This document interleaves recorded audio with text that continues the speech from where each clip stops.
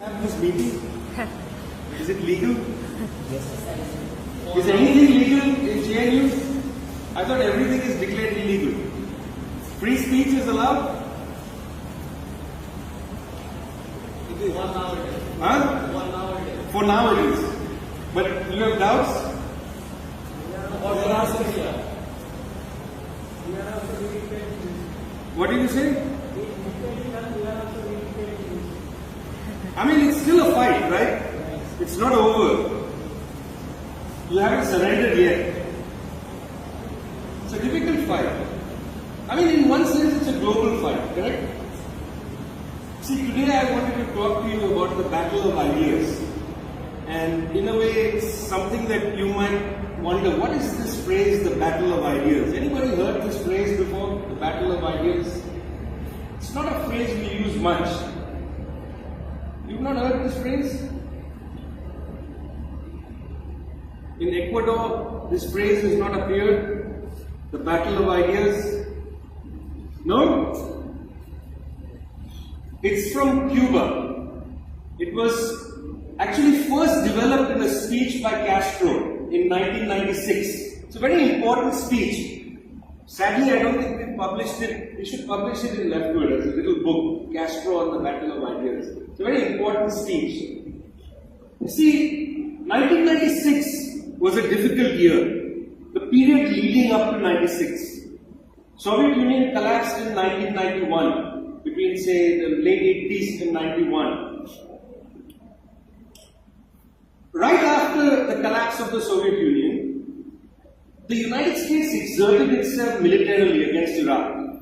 That was the so-called war in Iraq, the Iraq War. I mean, these words are important, and I'm going to talk a lot about words. Because it's a strange word, the Iraq War. Does this phrase make sense? The Vietnam War. Was it really a Vietnam War? Was it an Iraq War? It wasn't. It was an American war on Iraq. By calling it an Iraq war, you've already surrendered the battle of ideas. By calling it the Vietnam War, you've already surrendered the battle of ideas. I'm going to come back to this, okay? This idea of language and the battle of ideas. The United States exerted itself in 1991 against Iraq in a war where nobody was able to block that war. Now, you might say, well, Iraq invaded Kuwait. But this is a story with a prehistory. After all, Iraq had gone to war against Iran in 1980. At the urging of Saudi Arabia, the United States, and the Western Europeans, including the Federal Republic of Germany. During that Iran-Iraq war, it lasted 8 years, the United States, the Germans, and others provided Saddam's regime with the components for chemical weapons, which the Iraqis used against the Iranians. This is not a story that's well known. The Iraqis used mustard gas against the Iranians. Why this is not a story well known is because of the Iranian reaction. See, what did the Iranians do when the Iraqis fired mustard gas against their soldiers? What did the Iranians do? The Iranians had the capability of retaliating with chemical weapons.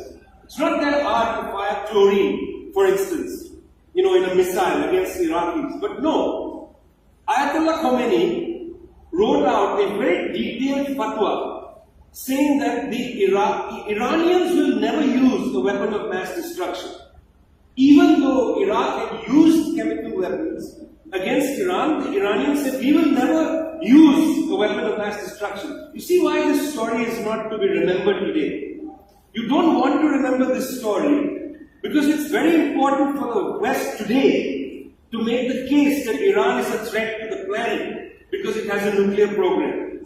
They don't want you to remember that when Iran was attacked with chemical weapons, it didn't retaliate. It said we will not use, which should be evidence to show that Iran is most likely not building a nuclear weapons program.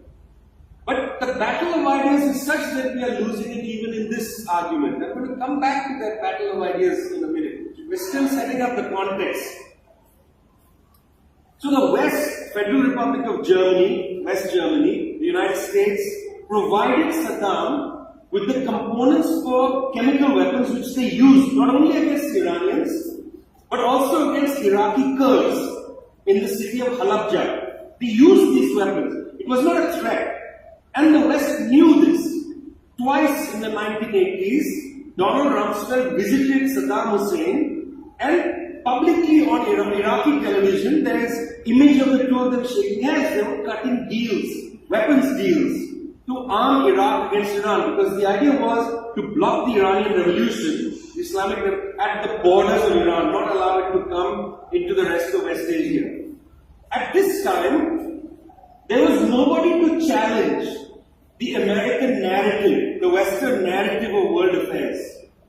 You see, especially after 1991, when the Americans started to bomb Baghdad in 1991, Saddam is sitting inside one of his palaces with his culture minister, Hamdani. And there is a tape recording of the two of them talking.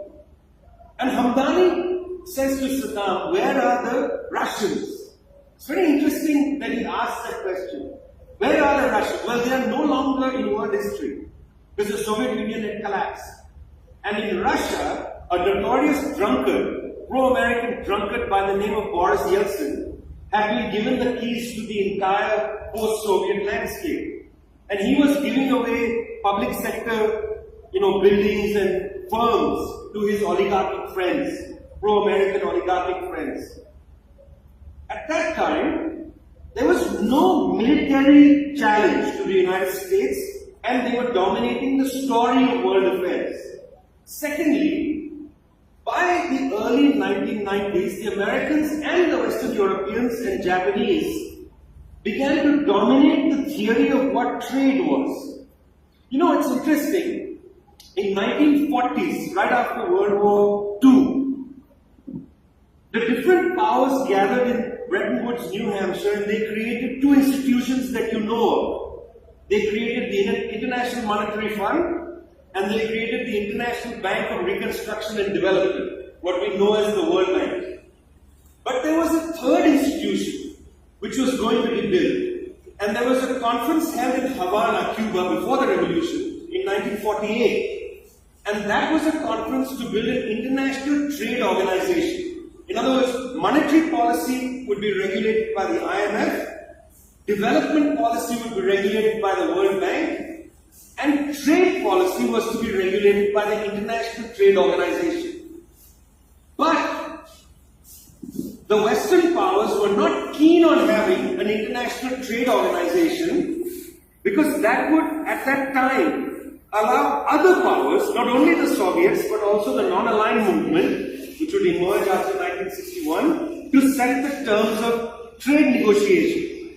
You will remember, if you study these issues, that another alternative was created by the West called the General Agreement of Trade and Tariffs, GATT. They created GATT as a Western circle of negotiation without the rest of the world, that is, without the Third World, without the Soviets. It was a Western-dominated trade plan, essentially, negotiation instrument, that was happening on the side. When they scuttled the International Trade Organization, they pushed their negotiation issue to GATT. The Third World tried to move the development agenda to a UN body created in 1964 called the UN Conference on Trade and Development, UNCTAD. But the West spent the next 50 years trying to destroy UNCTAD and continue to do so. Meanwhile, when the Soviet Union collapsed in 1991, the West revived the last GATT round, known as the Uruguay round. It was started in Punta del Este in Uruguay. They revived the last GATT round and made it the World Trade Organization in 1994. It's no surprise that the WTO is created in 1994 and not in 1948, because in 1994, the major capitalist powers could basically write the rules, which is to say, who are the major capitalist powers? Western European powers, United States, Canada, and Japan. They were known as the Group of Seven, a group created in 1973. So the point is that right after the collapse of the Soviet Union, you had two developments taking place simultaneously. One, Western military intervention without challenge. Iraq was the test case. After Iraq, you moved to Yugoslavia, then onwards to Syria and Libya and so on. Western intervention, untrammeled, without anybody to give it a break. Where are the Russians, says Hamdani? Well, they are nowhere. Now the Americans can do anything. The Europeans will back them, the Japanese will back them. You understand? That's the one leg of this new period. The second leg of this new period was trade rules. You see, trade is an interesting term, another battle of ideas concept. What does trade mean? Trade doesn't mean trade. Trade means the license to plunder. That's what trade means in a capitalist framework. It means the license to plunder. If you fall into these terms like trade, if you start taking neoclassical concepts without questioning them, you've lost your mind. You've surrendered in the battle of ideas. Do you think the country of Zambia, I visited Zambia, do you think the country of Zambia, one of the world's major producers of copper, do you think it trades its copper? It doesn't trade its copper. It has to give up its copper to multinational companies, so much so that 70% of the children who walk on top of the copper reserves of Zambia are illiterate. One of the richest countries in terms of resources is today, not 100 years ago, today giving up its copper, and its own children cannot read the contracts that it writes with these foreign companies. You see how the battle of ideas proceeds. Challenge the concept. On the front of war and on globalization, the rules of trade, it was in the early 1990s when the G7, pushed by the United States as the leader, the lead force. The United States is not alone in this. It has very close allies. You might notice in the current attack on Venezuela, which I'll talk about in a little bit, the current attack on Venezuela, Canada is taking the lead. You might be deluded into thinking, just because Canada now has a very good-looking Prime Minister, who apparently is a liberal, somehow they are immune from being imperialists. But you should see how they behave in the so-called Lima group, which is trying to overthrow the government in Venezuela. We can come back to that later. It's in this context, when the West is writing the rules for what is, allowed for war and what trade means, that Castro says in 1996, we are in a battle of ideas. Now, obviously we are in concerted struggles of a million kinds. You understand? We are all in struggles. I mean, you are in a struggle to defend what this university means. That's what your struggle is. Your struggle isn't about this inquiry, that court case, 100 meters here. It's not about all that. Those are just the immediate issues that are there on the table. There's a broad battle of ideas struggle on the question of what is education. You understand? That's what Castro was referring to in 1996. In other words, he was saying the Western powers are dominating the story of what it means to go to war, and the Western powers are dominating the story of what economics means. What it means to trade your copper, for instance. They're dominating that story. There are no alternative stories. If you provide an alternative, you sound crazy. He said that's the battle of ideas. And we have to engage the battle of ideas frontally. It's not a defensive issue. We have to be aggressive in the battle of ideas. You understand? That's what the context of Castro's statement. Now, I talk about the battle of ideas a lot. And I like to talk about the battle of ideas as a thing itself. But what I'm going to do today is I'm going to give 3 examples of how to practice the battle of ideas. Okay? I think the best way to understand this is in practice, rather than in some theoretical thing. Because anyway, I'm quite a loose theoretician. I prefer just telling stories. The 3 will be, the first will be on wealth, and I'll spend very little time on this. The second will be on peace. What does peace mean? Related to that is, what is human rights? These are the 2 linked concepts. Okay, the first thing will be wealth, then peace and human rights. And the last thing will be education.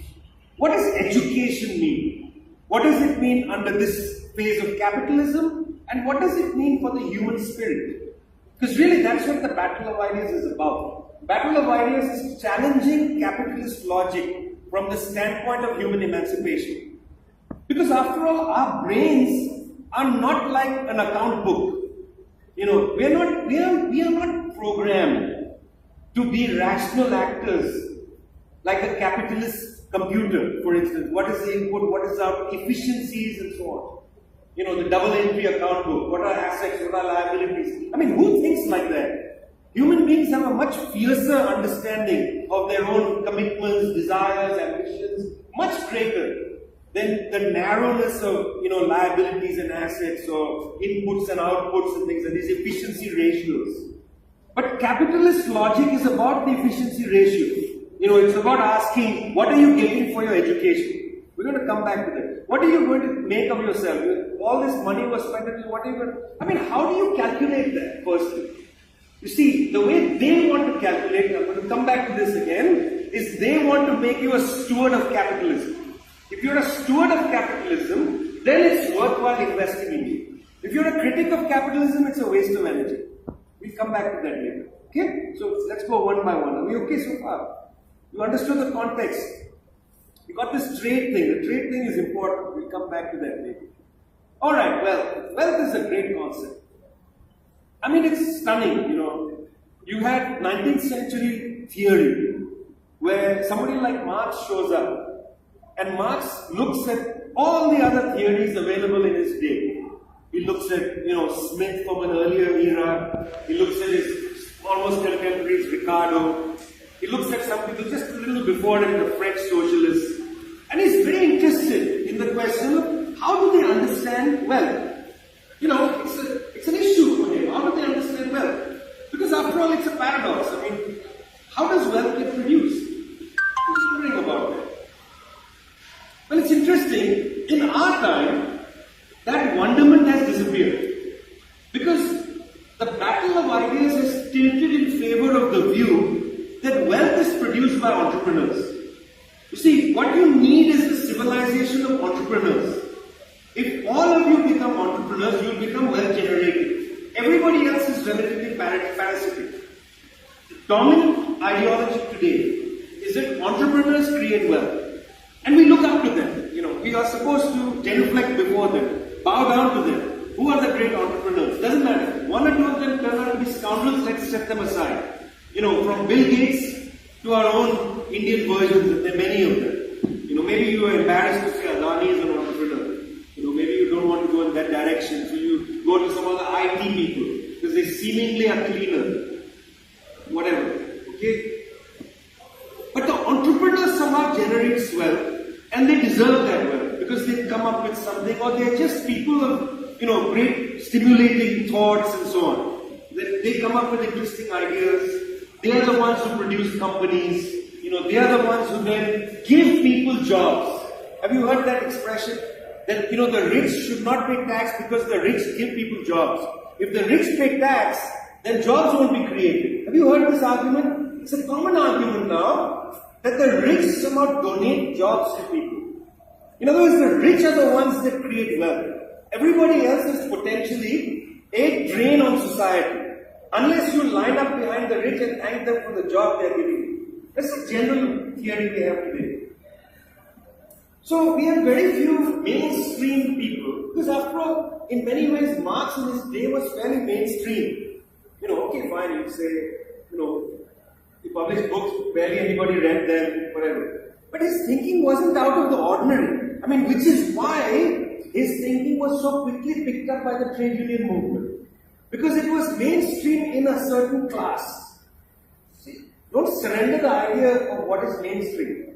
His idea was mainstream in the working class very quickly. Within a generation, Marxist concepts were being articulated in one union hall after the other. Not only in Europe but in India.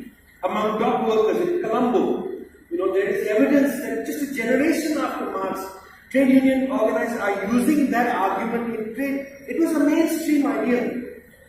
Today we don't have a good frontal challenge to this idea of entrepreneurs generate wealth.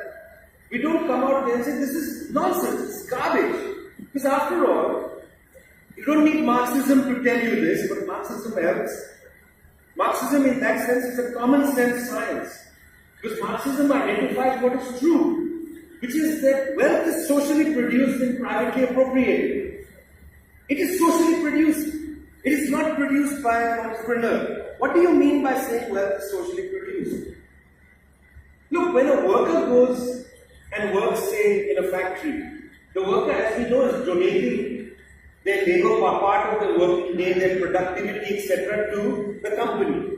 They are donating their labor. I use the word donating advisedly. In other words, they are getting paid a fair wage and they are donating a part of their day to the worker. That's Marx's theory in the working day chapter. Or if there's new machines put in and productivity increases, the gains of productivity don't come to the worker, they go to management. So, wealth in that sense is socially produced. That's easy to see, but it's more than that.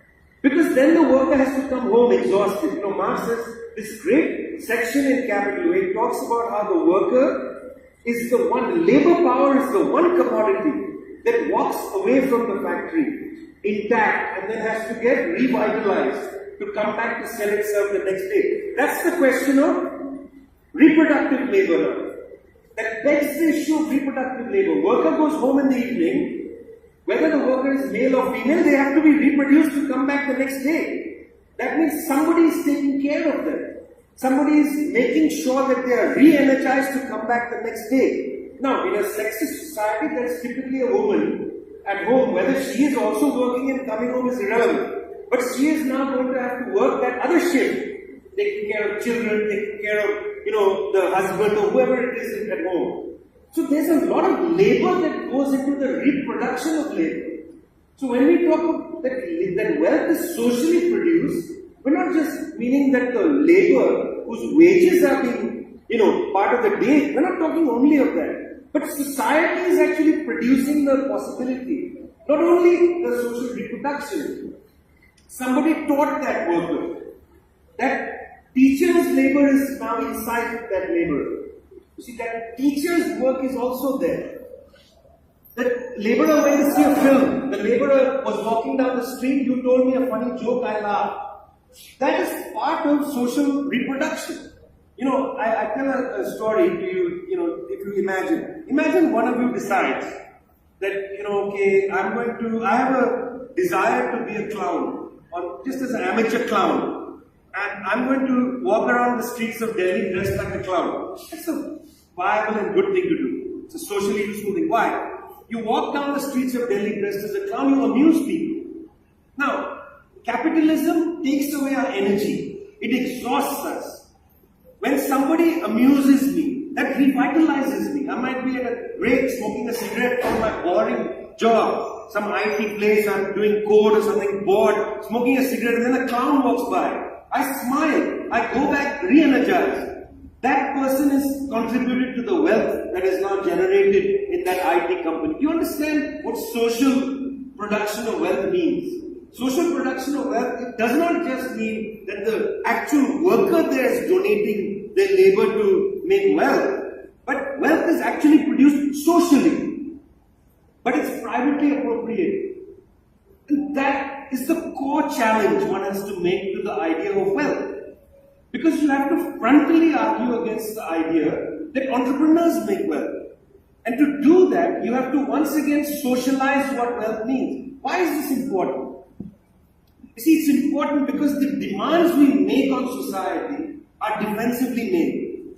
We say, we should have the right to something. You see, you say, we should have a right to, the Anganwadi workers need to get better pay. We make these claims based on rights. We have the right to something. In fact, in a socialist society, one should not ever have to make that argument. In other words, it's not that you have to argue that you have the right, because you have the right. It's not that you're asking somebody to pay taxes. It's not their money. See, when you say it's your private wealth, that's because we've allowed private property to define wealth, not wealth to be defined by social labor. You understand the battle of ideas in this way? We've been defeated because we've allowed the concept of wealth to be defined by the concept of private property. We've not fought back and said that wealth must be defined as a product of social labor. And if you make that argument, then we can make much broader arguments of how we want our cities to look. So for instance, I'm interested in doing a project. What does it mean to create a city where there's no private property? What would a city like that look like? See, in a real university, in a real urban studies department, if it were really interested in ideas, they would have a project which says, we are going to do a unit of designing a city without private property. What would the city look like? Imagine that. What would a city look like where there's no private property? Could we think it looks different than, say, Delhi looks today? I hope so. You know, this is what education should be as well in the battle of ideas. It's not just critiquing the concept of wealth. You know, this is the concept. But what are the implications of that? The implication is that you should no longer be bound by the rules of this narrative about reality. Why is it that urban studies departments adopt the idea of private property and keep that sacrosanct? Why don't they challenge that idea? Why do you have departments of planning that take it for granted that private property is going to exist? Because what they do then is they prevent you from thinking about socialism. And therefore they keep you in the present forever. Okay, that's the first battle of ideas. Second one is peace. This is an interesting one. I mean, what does it mean that countries can bomb other countries in the name of preventing violence? I mean, it's extraordinary. You know, the Libya war to me was the most extraordinary war in my life. And you know, I've seen a lot of wars in my life, but this was the most extraordinary war. I mean, here was a situation, and I'm lucky on this because I reported this war at many fronts. So I got to see all kinds of crazy things. But one thing that really struck me was not what is there in Libya, but what was there at the United Nations. The West went to the UN in March of 2011 and had a resolution on the table which was passed, which was UN Resolution 1970. In UN Resolution 1970, the West said no sides can get rearmed. See, it was supposed to be a judicious resolution. No sides can get rearmed. But the pressure was on to overthrow Gaddafi. Now, in the United Nations, the conversation started that Gaddafi is killing civilians. And not only killing civilians, but the standard of genocide had been reached. Okay? Now, by the way, standard of genocide. Let's be slightly inappropriate here. Did you see what happened in Kashmir recently? Did you see how the jeep ran into a human being? I mean, that's within the Indian Republic, so-called, whatever, falling apart every day. I don't even know if there's an Indian Republic in JNU anymore. Republic means constitution. Constitution means rules and so on. Anyway, leave that aside. Come back to education later. What kind of thing was that? I mean, every person, if you believe that Jammu and Kashmir is a part of India, let's say, I mean, everybody should have been on the streets. Like, that's outrageous. I mean, how can an Indian security service run over somebody and there's not a mass insurrection? You know, most people are like, well, maybe they deserve it. Did you see that kind of... I mean, the most dangerous thing are WhatsApp groups. WhatsApp groups somehow bring out the worst of people. You know, I read all kinds of things. Maybe they deserved it. They weren't moving. They should have moved. Why? I mean, if I'm crossing a road somewhere and a car hits me, you're going to blame me for it? I mean, is that the next attitude? I suppose it is actually. Because after all, so many film stars and so on run into people and they seem to get away with it. What about the previous story of tying a civilian to the front of the jeep and driving around? I mean, there should be like a mass insurrection against this behavior. Now, I'm saying if you believe in the Republic, you should be angry. Forget it if you don't believe in the Republic. It's a different issue. Okay. Now they were saying status of genocide had been reached in Libya. We asked them a simple question in the UN Secretariat. What is your evidence of genocide? And you know, they said something very interesting. This has stayed with me for a long time. This is the United Nations. The United Nations Secretariat said, we know this from press reports. You know, this is unbelievable. Okay, this is the United Nations. This is not the Indian government. The Indian government has a different standard. They do all kinds of things based on all kinds of evidence. Maybe Ramayana and so on. I don't know, what did he say recently? There was Wi-Fi in the Ramayana. What was it? I can't keep up with all these things. How was there Mahabharata Wi-Fi? Internet. What was the evidence for that? Sanjay telling them the visuals were wrong. Very nice. I mean, I love it when you don't want to deal with the fact that 1 in 2 Indians are starving to death. So you take pride in something that mythically happened thousands of years ago. It's a good way to feel proud of yourself. It's great. What about ending mass starvation? Don't you think that's a more pressing issue? 700 million Indians go hungry every day. I mean, I think that's a more pressing issue than, don't you feel? I don't know. Somehow that seems to be a better use of time for a government than looking back and reading the Mahabharata for evidence of, advanced technology. Which minister was he? Viplav. Yes, a good idea for them to be seized of the hunger problems. Water crisis maybe also in Himachal and so on. That might be. Maybe also, jeeps running into people might be a good thing to be seized on. Press reports. What press were you reading? We were reading Al Arabiya. Now, what is this press? This is the bloody Saudi government's, Saudi royal family's press. How credible are they? Zero. Zero credibility. Is this the level of... But you see how they win the battle of ideas. Suddenly, CNN International, everybody is saying this genocide in Libya. Which Indian channel contradicted it or asked what's the evidence? Nobody. They repeat the same thing. Libyans, they are doing genocide. After the formal NATO war ended, many of us asked NATO, could you release to us your bombing run reports? In other words, your targeting information, so that we can then go to the ground and investigate if civilians have been hit. The General Counsel of NATO, Peter Olsen, wrote a letter back saying that it's outrageous that this question is even asked. Now, look at the battle of ideas. It's outrageous the question is even asked because NATO does not kill civilians. Okay, I want you to think about this sentence. NATO does not kill civilians. Who kills civilians? Butchers. Gaddafi. Assad. The butchers kill civilians. NATO doesn't kill civilians. The Taliban kills civilians. NATO doesn't kill civilians. What are they saying? This is the battle of ideas. They are saying when they bomb, and if they kill a civilian, it's accidental. When the barbarian bombs and they kill civilians, it's deliberate. See, you will see the same thing in Indian government action in Kashmir. If the Indian government kills somebody, it's accidental.